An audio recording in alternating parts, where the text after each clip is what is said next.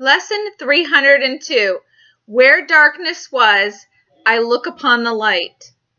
When we find dark, which happens to come in all of our day-to-day activities, whenever we fail to see the truth and recognize God, we can stop and we can look upon the light, and we will be restored to where we're really supposed to be, in light and in love of God.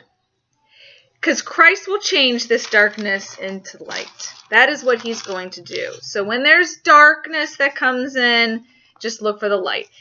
Now, what is the second coming? The second coming is what we are hoping will happen soon.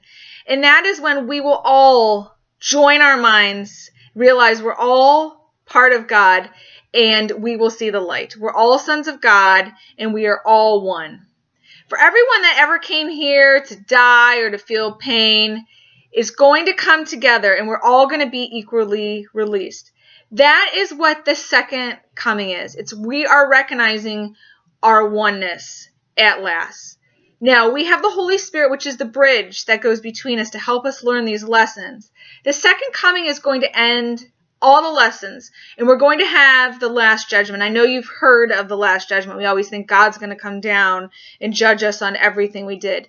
The last judgment doesn't have anything to do with God, because remember, he's not aware that we've split. The last judgment is us judging ourselves and finally saying, we're not going to do this anymore. We're not going to have fear. We're not going to buy into this fake world. We're going to at last end all suffering, and we are going to join the real world.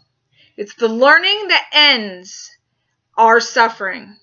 And it is not, we're going to extend it beyond ourselves, and we're going to reach it up to all minds and finally find our place in God. So that's what the last judgment is. That's what the second coming is all about. So where there's darkness, let's look upon the light today. And just remember, when we're faced with those situations, to find the light.